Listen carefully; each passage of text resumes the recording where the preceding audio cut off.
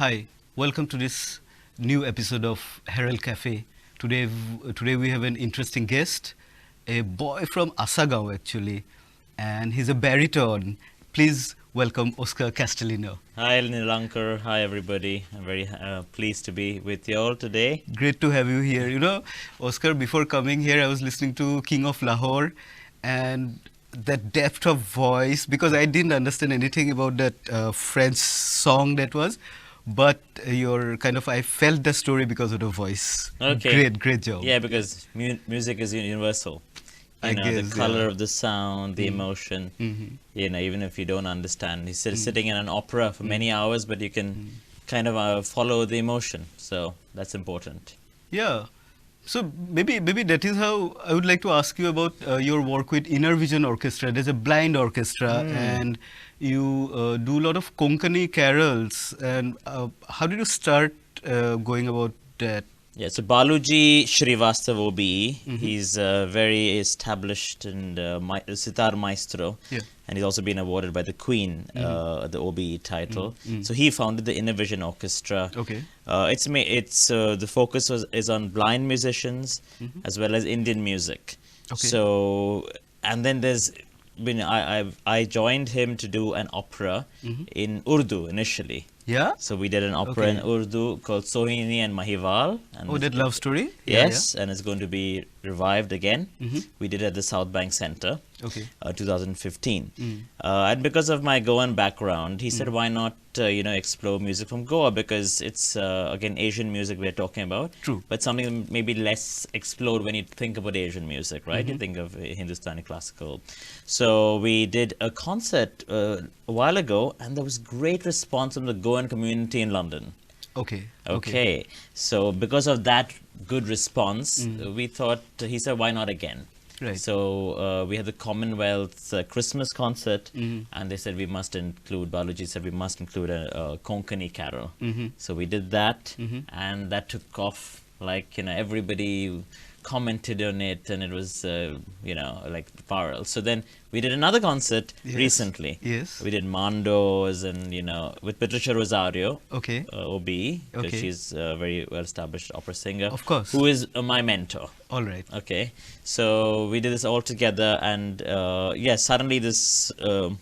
In London, the Goan community is very strong around the world as well. So Yeah, Goan diaspora baby so happy to hear the songs in a different style, no, in an operatic style. definitely, Yeah. operatic style Goan songs, and maybe sometimes, as I say, maybe sometimes someday an opera in Konkani. A full-fledged orchestra. Yeah. I mean, Very cool. start slowly and then Yes. then get to Are something. you are these your future projects that you're working on? Yeah. I mean, there's a lot of projects. As a musician, we have tons of things going on. But every time, So I look at theater and maybe something, in between there to explore that. So I'm talking to a few people about these things. Nice. And you stay in London. I live in London now, Okay, so okay. I help with Baluji's charity and do opera. Okay. And I sing ensemble at the Royal Opera House as well, so that's a really good place to work. The top talent of the world in Right. opera, the singers who I could only listen to, when I was in India, listen on YouTube before I went to London. True. Now I get the chance to work with them, so that's a really good opportunity there. Of course. Yeah. We have the world premiere of the Mars Anthem with baritone soloist Oscar Castellino, performed by the Repco Symphonia with Andrew Thompson with the baton.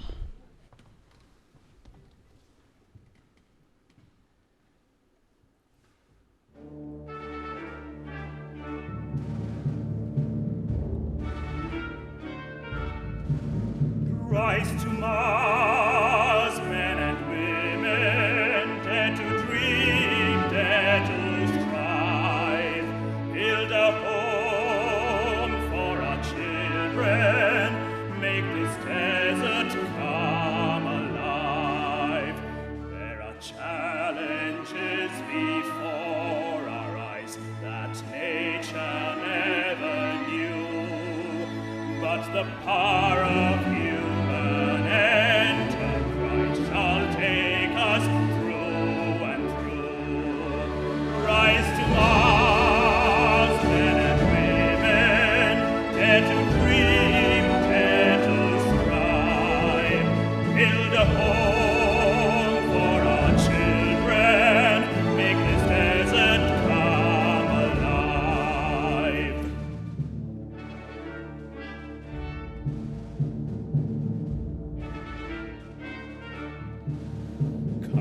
along, raging nations all together, hopeful spirits, bring an end to strife, for a future lies beyond the skies.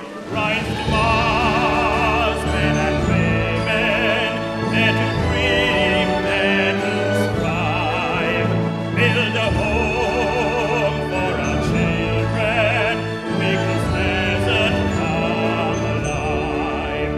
Come along, all together, for a future, rise to Mars.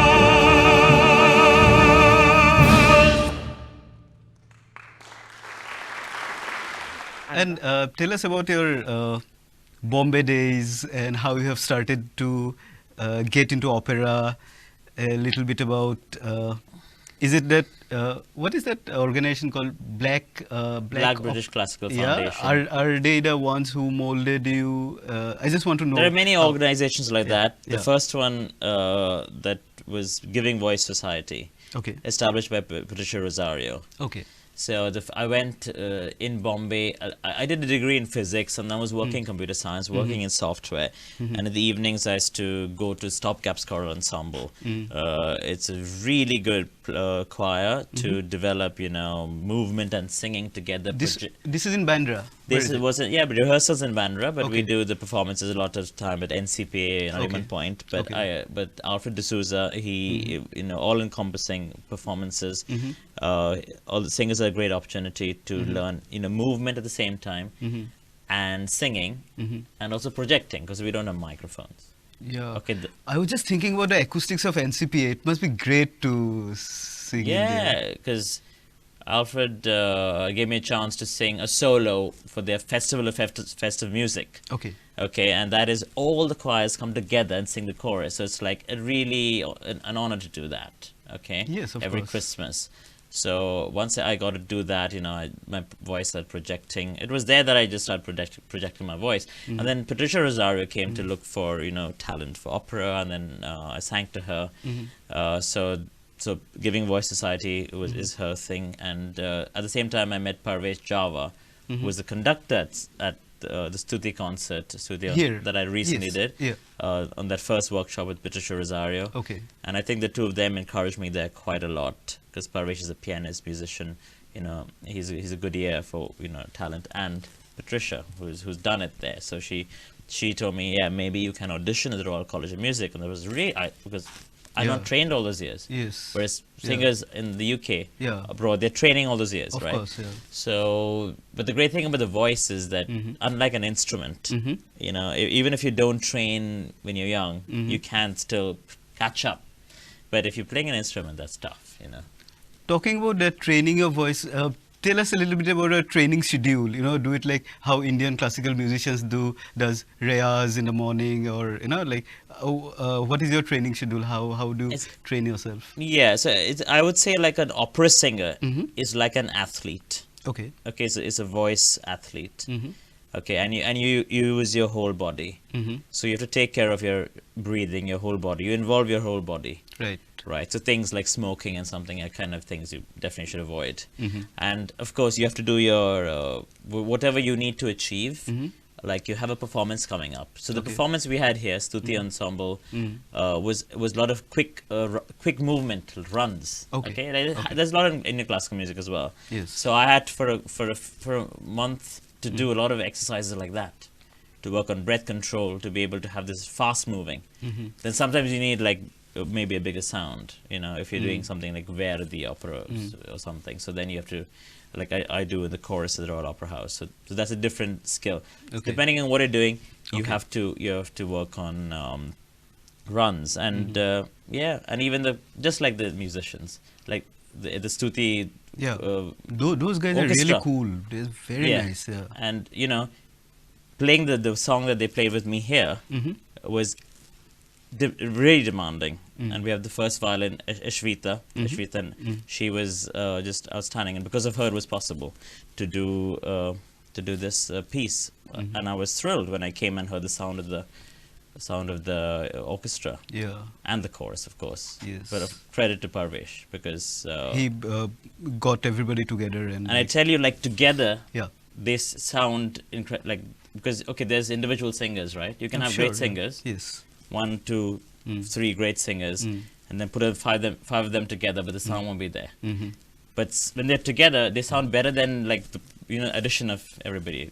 Then, so that was something very, very important because Cool. he knows every voice, he knows every player. Yeah, so that's and you have the concert master and the conductor. Yeah.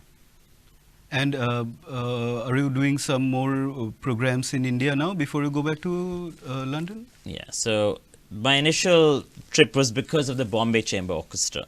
So Okay, it happened already. that is going to happen now. Okay. So I was coming to Bombay and then I added Goa. Okay.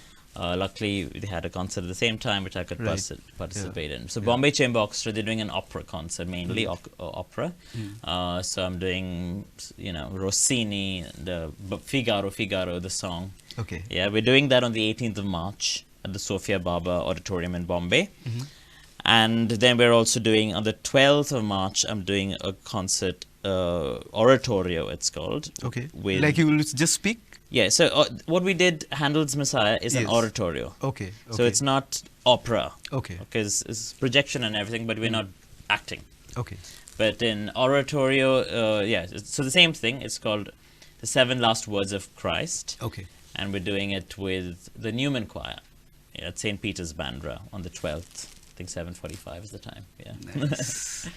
And tell us about your initial days of Opera Walla, that you have named yourself Opera Walla and started to do concerts to inspire people and to ask, like to not create a name for yourself, but to put opera in the minds of Indian audience, The thing is that I was singing this song of Figaro. It's la da da da da da da, and I found it very Indian. I Okay. could make that, Huh. and I thought of it's a it's one of the most difficult songs to sing for my type baritone. Okay, Right. Okay. It's called Largo al Factotum by Rossini, and I thought that could be in an Indian market, like by a fruit seller. So I thought, okay, Opera Walla, somebody's selling something. I'm selling opera. So after my first degree at the Royal College of Music, I came and started doing concerts in India, and I said I'll first go to St. Xavier's College, Mumbai, where I learned physics. When I was learning physics, I had no idea about opera at that time, right? So I was I went there, and then I met all the students, and they're like one of me, so many years ago. So I went and sang, I did a whole, the Italian Cultural Center supported my Opera Walla tour. Oh, nice. Yeah, Yeah. and I did it with Nadine, who played piano for Okay. our Yeah. concert here. So we went to Mysore, 2 concerts in Goa, we went to, Bombay, of course, Pune. So selling opera. And I said I'm going to sell it, selling it as in not just singing songs, but we had like a story, little drama. I was using Yes. props. Yes. Okay. So it's just to take people through it. Do you have a YouTube channel of yourself where we can see all this? Yeah, I mean, Oscar Castellino, if you search, look it up, it's yeah. also Opera Walla. Okay, Opera And there's Instagram, I have a thing, Yeah. put up videos, and then there's Facebook, Yeah. where, the Konkani Carol, Facebook was where it took it everywhere. People saw it on Facebook, 50,000 views and all these things, so, yeah. And what about carrying on your Opera Walla strategies to popularize opera in India? What is it? Well, I must say that already there's so many people taking up opera from India and doing really well. In the UK for sure. Okay. Even in Germany. So that's great. And I always thought the Indian voice, could really lend itself to opera. And we have very good talent for opera. So things are looking good already. And I mean, and after doing the Konkani Carol and, doing Konkani, I think concentrating on Goa, it's also something first. Yes. you Before, want to because do- India's huge. Yes. There's Yes, so of many course. centers. Yes. Calcutta is there, Chennai is there. They have their things. But I think Goa has always had this great tradition of music and Western music as well. True. So I think Goa is I think Stuti chorus has, what I've heard, has revived. I mean, not revived. I'm sure there's other things going on, but it sort of it sounds really good, and Totally. and we should be so proud of that. Yes, yes, I totally what our second that. choirs can do, Yeah. and orchestra. Yeah. Yeah. Great.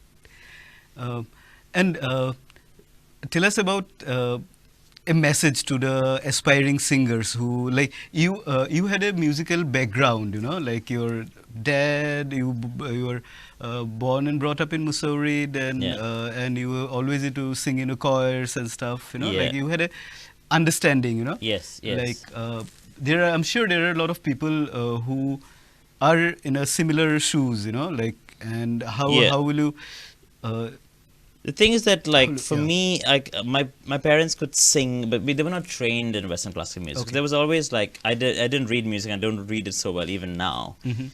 So there are these things that look like barriers for Western classical music. Like, True. do I read music? Yeah. Do I know concert etiquette? Yes. Have I to be like Yeah. disciplined or something? Yeah. So, but those things you can always you can cross, and don't get afraid of those things. Mm-hmm.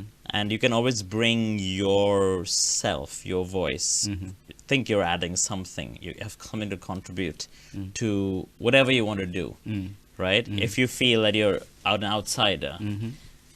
that's what I felt, that I could add something to the operatic stage. Like when I go there and I perform, they're going to say, "Oh, this is something new and fresh." Okay. Okay, I don't know how successful I've been, but that's something I thought, right? mhm. Yeah, I mean, I saw performances. I could also do that, Mhm. and I could do it a bit differently. Mhm. Okay, Mhm. and I can use my background to my advantage. So I Okay. always thought I'll use my background to my advantage, and like sell whatever I want to do on stage. So anything you want to do, become an instrumentalist, a singer. There's always something that you bring yourself out there. Okay. And don't be too afraid about. There's a lot of hurdles, I'm sure. but the moment you cross one, the second becomes easier, Mm-hmm. and then you cross two, and then you have a lot more confidence. It's like that. Step by step. Yeah, it's like that great saying, the longest journey starts with a single step, that kind of a scenario. Yeah, concentrate on the first step, because Yeah. once you cross that, the second Yeah. step will be easier. Yeah, correct. Very nice. And did you choose some promising singers from your time in India whom you want to do a master class with or guide them? Yeah, I mean, I'll have a. There's the thing is, I've not gone much into teaching actually so Right. far, and that is something I could get into soon. Okay. And there's Patricia Rosario, who's doing a lot of other people who come and do master classes. But yeah, I'll probably come more often to Goa.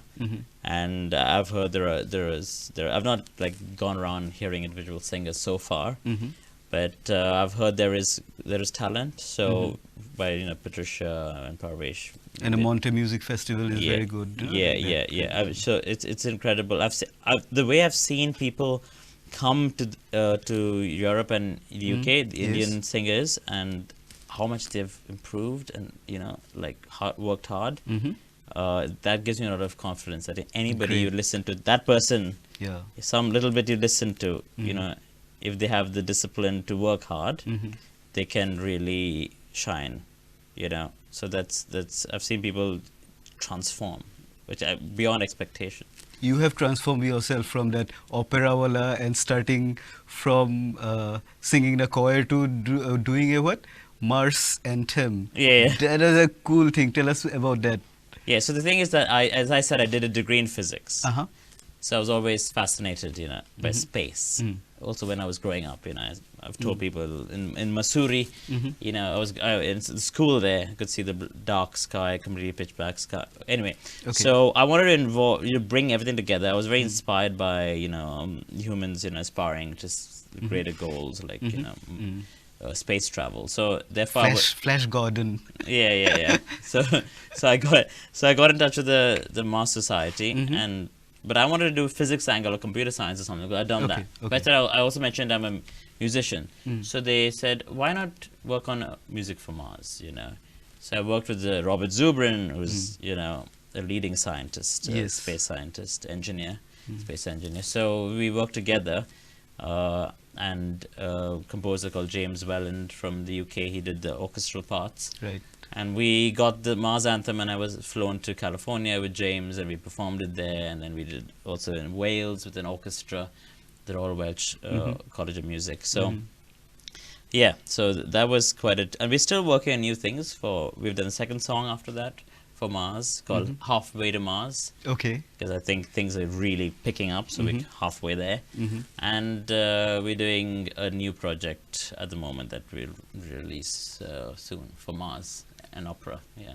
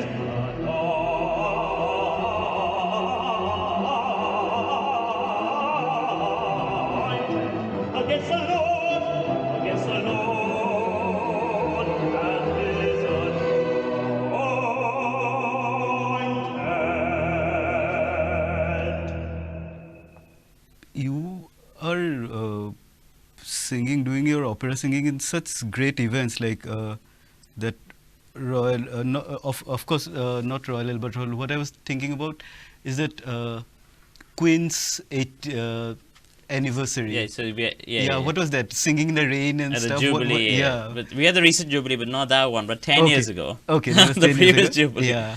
Yeah. It is like we were thinking whether it would start raining, you know. So we're wondering, should we go and sing outside or should we sing? And I was like, no, we must go out because we're going to sing in the rain. It's going to be absolutely, unbelievable. Yes. So we like an opera singer singing in the rain. Yeah. I mean, I didn't know what we're doing because they didn't. It was because of security. They didn't tell us we was going to sing the finale in front of the Queen. You know. So they told us you got to learn these parts and come for the event. And it's so many boats, thousands of boats. I'm But sure. ours was the main boat that came in front and sang the finale, and we were like surprised. Like I had no clue we were going to sing it to the Queen. We thought we were just going to sing it at the side somewhere. So that was the Queen's Jubilee. That was soon as I went to the UK. So Nice. 2012. And when do you plan to go back now? And what is your immediate project that you want to do after your Bombay things get over? I'm getting back to do Aida in the ensemble and the chorus at the Royal Opera House, and then I'm at Loughborough Festival Opera in the UK. We're doing the Elixir of Love, Elixir d'Amore in Italian. Okay. I'll be covering a role there. So those are the two immediate projects. But now that I've come to Goa, I want to plan the next trip as soon as possible. So coming back to Goa, tell us some fond memories of Goa. So the thing is that I would spend 3 months in Goa every year as a kid. So I was born in Bombay, but my parents moved soon to Mussoorie, as they both were teachers in a boarding school there. And we'd come 3 months and we'd stay in Mapsa. And yeah, I remember the afternoon trips to the fish market and... How's your Konkani? When the Konkani Carol was done, I mean, and I had a television interview, and they said you got to say something in Konkani, but I learned the script and I learned the pronunciation and I delivered it. I forgot it now, but that's something I need to do. But I think the thing is, I should just learn more songs and then through that, songs are coming. More songs, Konkani Carols more are coming. concerts of Konkani, Yeah. and then You'll next learn. time you'll interview me in Konkani. Why not? Thank you for having this time with you. Pleasure. And yes, I Yeah. will see you again. Thanks and all so the much. best Good. for a future, Thank No you. worries. Thanks a lot. Yeah, thank you Great too. talking to you. Take care. Bye. See you next week. Thank you.